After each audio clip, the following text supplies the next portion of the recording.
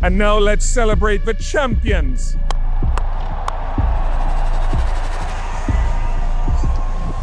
In the air, Srishant takes it. India win. Dhoni finishes off in style. A magnificent strike into the crowd. India lift the World Cup. Wide. Miller gets it. And he gets plenty of it, does he? No! What a catch! Oh my God! दोस्तों, भारत आज cricket की दुनिया का बादशाह माना जाता है। आज बीसीसीआई सिर्फ क्रिकेट बोर्ड नहीं बल्कि वर्ल्ड की सबसे पावरफुल बॉडी बन चुकी है। 12-year drought ended for the men in blue. ये चैंपियन की टीम है।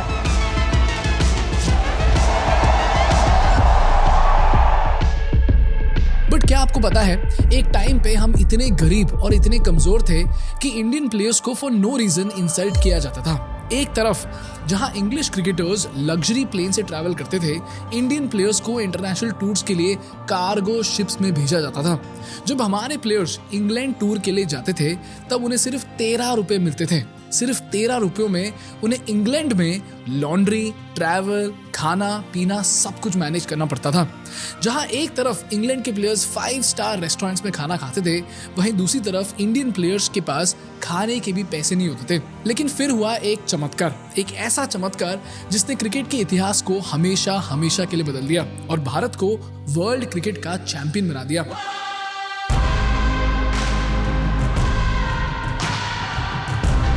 And the revenue has made India's governing cricket bodies the most powerful in the world. One managed to turn the sport into big business. Is that 80% of world cricket's income is provided by India in one form or the other. The organisation unofficially in charge of putting that puzzle together is the Board of Control for Cricket in India. Humble truth here is the BCCI is the richest body today in the world of cricket across the globe. और आज वही BCCI इतना अमीर है कि जहां England, Australia और पाकिस्तान मिलाकर 1608 करोड़ कमाते हैं, हमारा बीसीसीआई अकेले ही 20,600 करोड़ रुपए कमाता है।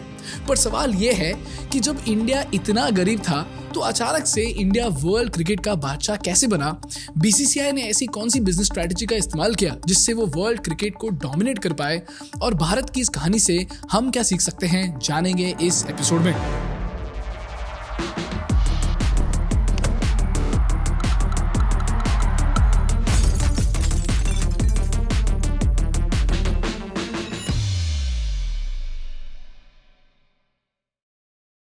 दोस्तों, ये चैनल ज़ेरोदा और थिंक स्कूल का एक जॉइंट इनिशिएटिव है जिसके माध्यम से हम भारत को वर्ल्ड क्लास बिजनेस एजुकेशन देना चाहते हैं।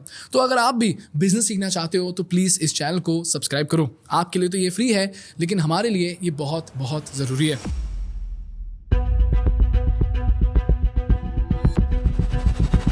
दोस्तों, ये कहानी शुरू होती है 1952 से, जब आज़ादी के सिर्फ कुछ सालों बाद इंडियन क्रिकेट टीम उस देश के साथ compete करने जा रही थी जिसने लगभग 200 साल तक हम पर राज किया, and that was England.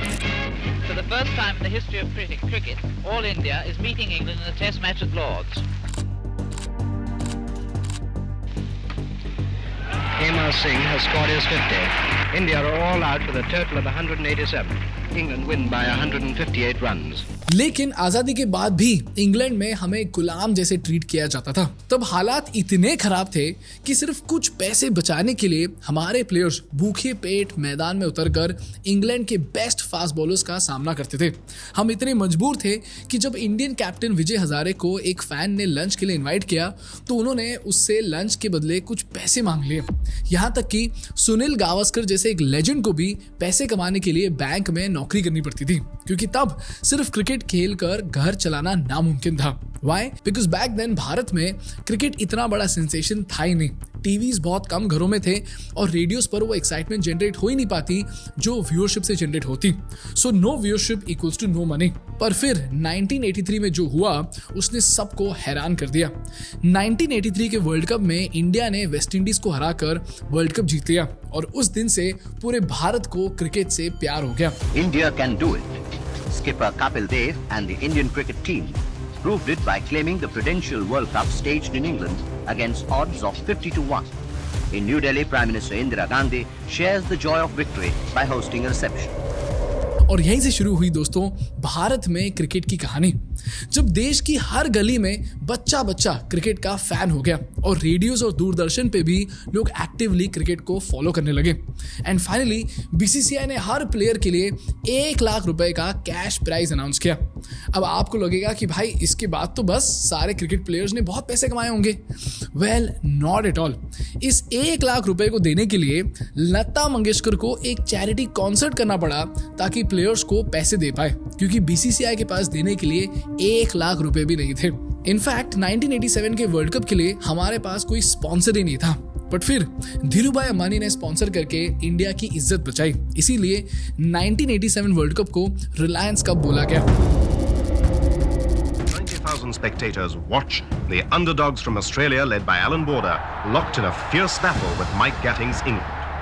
This was the finale to a month-long series of incredible one-day matches. और 1993 तक हम 80 लाख के लॉस में थे। तो सवाल ये है कि हम अमीर बने कैसे? दोस्तों, ये सब बदला सिर्फ एक फोन कॉल से।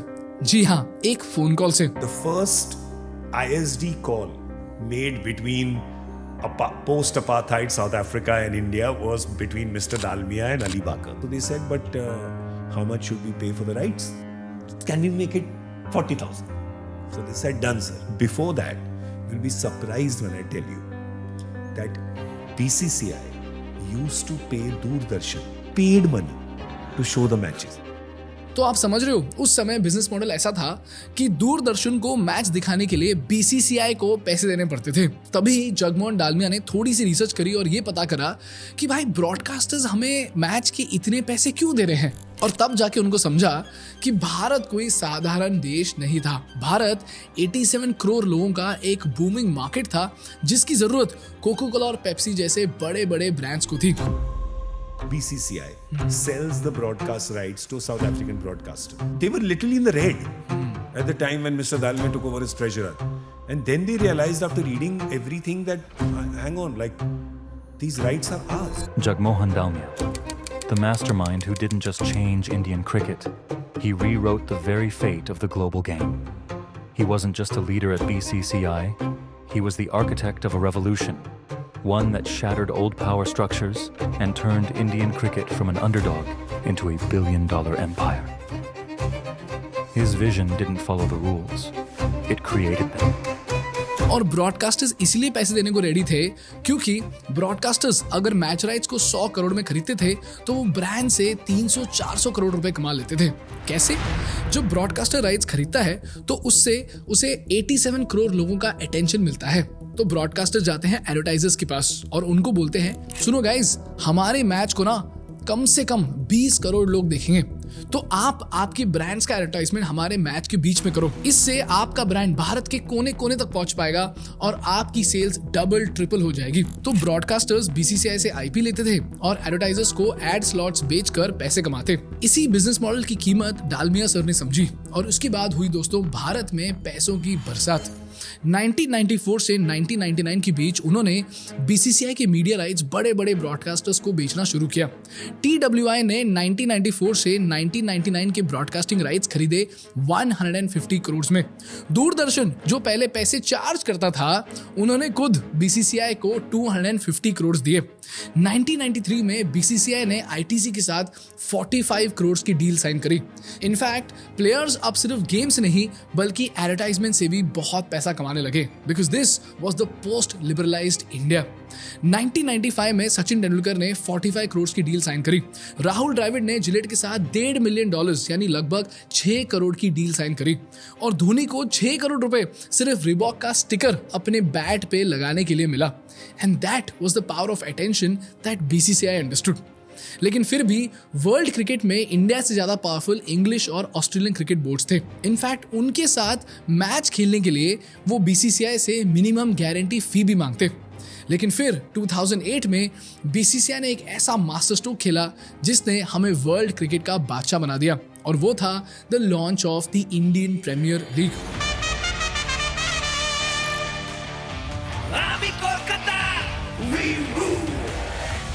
A total disruption in 2008 to change the course of cricket. Chennai super Kings का विसल को। He's got to set somebody in the stand for that one. And that disruptor came in the form of the Indian Premier League. There goes Dhoni. आ गया मनोरंजन का बाप, DLF Indian Premier league. दोस्तों IPL से Indian cricket को 3 super powers मिले। पहला था फाइनेंशियल मोनोपोली। आईपीएल की ब्रांड वैल्यू आज लगभग 90,000 करोड़ है, यानी $11 बिलियन। इसकी वजह से आज इंडियन क्रिकेट काउंसिल का 80% रेवेन्यू सिर्फ इंडिया से आता है। तो जब आप पूरे घर का खर्चा उठाते हो तो घर के रूल्स भी आप ही तय करते हो। उसी तरह बीसीसीआई आईसीसी के सारे मेजर डिसीजंस पर कंट्रोल रखता है। दूसरी सुपर पावर थी calendar sovereignty, which was the timing power. दोस्तों आईपीएल ने बीसीसीआई को वो ताकत दी कि वो दुनिया का क्रिकेट कैलेंडर रोक सके। आज तक क्रिकेट के इतिहास में कभी भी ऐसा नहीं हुआ कि पूरी दुनिया के बोर्ड्स, इंग्लैंड, ऑस्ट्रेलिया और साउथ अफ्रीका के बोर्ड्स अपने मैचेस रोक दे सिर्फ एक देश के लीग के लिए। और ये आईपीएल विंडो एक ऐसी सुपर पावर है जो बताती है कि क्रिकेट का बॉस अब लॉर्ड्स नहीं, मुंबई है।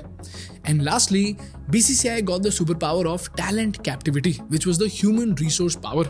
IPL ने BCCI को दुनिया के हर बड़े प्लेयर का रिमोट कंट्रोल दे दिया, क्योंकि आज IPL ने प्लेयर्स की सैलरी इतनी बढ़ा दी है कि आज एक इंडियन प्लेयर की फीस इंग्लैंड या ऑस्ट्रेलिया के कैप्टन की साल भर की सैलरी से भी ज्यादा हो सकती है। जैसे ऋषभ पंत की सैलरी 27 करोड़ थी। इसका नतीजा ये हुआ कि आज विदेशी प्लेयर्स अपने बोर्ड से ज्यादा बीसीसीआई और आईपीएल की रिस्पेक्ट करते हैं। तो जब दुनिया के सबसे best players Starc, Cummins, Rashid आपके पेरोल पर होते हैं तो आप गेम की क्वालिटी और उसकी डायरेक्शन दोनों कंट्रोल करते हो। आईपीएल की वजह से बीसीसीआई के पास इतनी सॉफ्ट पावर आ गई है कि इंग्लैंड और ऑस्ट्रेलिया का पुराना वीटो पावर खत्म हो चुका है और आज आईसीसी का हर मेजर डिसीजन लेने से पहले बीसीसीआई की एनओसी लेनी पड़ती है। That is how BCCI became the king of world cricket. ये है दोस्तों इंडियन क्रिकेट हिस्ट्री की रोमांचक कहानी और ये कहानी हमें 3 चीजें सिखाती है। लेसन नंबर 1, जब तक आप खुद अपनी काबिलियत और वैल्यू नहीं पहचानोगे, दुनिया आपकी कीमत हमेशा सस्ती लगाएगी। इस केस में हमने ये देखा कि बीसीसीआई ने अपनी वैल्यू को समझा, तभी दुनिया ने उन्हें बादशाह माना और तब तक बीसीसीआई को लोग इल ट्रीट करते थे। लेसन नंबर 2, इज्जत मांगने से कभी नहीं मिलती, उसे कमाना पड़ता है।